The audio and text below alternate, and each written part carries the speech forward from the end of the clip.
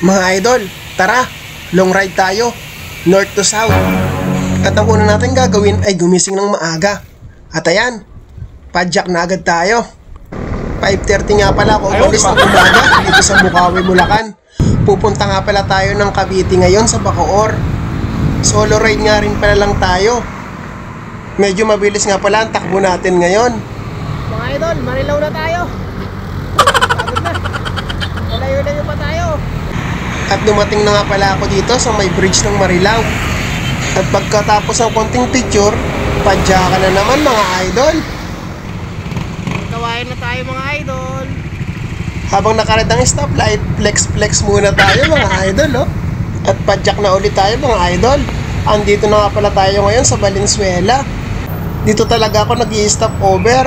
Siyempre, dito na rin ako uminom ng tubig at stretching o kaya inat-inat muna tayo ng konti kasi masakit na yung katawan ko. Para may laban tayo, malayo-layo pa itong tatakbuhin natin. At ayan, pagkatapos ng konting pahinga, padjak ulit tayo mga idol. At dumating na nga tayo dito sa monumento. Maaga-aga tayong nakarating dito. EDSA na tayo mga idol. At andito na nga tayo sa EDSA. Dito kasi ako sa EDSA dumaan kasi mas alam ko ang daan dito. Hindi ko kasi kabisado dun sa may Rojas Boulevard. At andito na nga pala tayo sa may Mega Mall. At ayan, padjak ulit at nakarating naman tayo dito sa may Guadalupe na. Malapit-lapit na tayo mga idol. Siguro mga 30 kembot na lang. At dumating na rin tayo dito sa may Baclaran. At dinaanan ko na rin ang napakaganda at milagrosong simbahan dito sa Baclaran. At nag-flex rin na naman ako dyan. Ang ganda kasi talaga ng simbahan ito. At dito na rin ako uminom ng tubig at nag-inat-inat ulit. Kasi mukhang malayo-layo pa rin ang ating babaykin. Para makapagpahinga rin tayo mga idol. At pagkatapos ng konting pahinga, padjak na naman tayo. Ito ang tinatawag na padjak all the way. At bago dumating tayo sa Las Piñas, nakita ako ng magbubuko. Sabi ko kay kuyang magbubuko, ang pogi niya. Dahil sa natuwa siya, pinuno niya yung baso ng aking buko. Kaya marami akong nainom niyan mga idol. Ang sarap ng buko lalo na kapag kapagod ka. Refreshing talaga mga idol. At pagkatapos ng uminom ng buko, padjak na naman tayo. Medyo matraffic din sa lugar na to mga idol. At nandito na nga pala tayo sa may Las Piñas. Ibig sabihin yan, malapit-lapit na tayo sa Bacoor. Kasi ang susunod na bayan na yan, Bacoor na.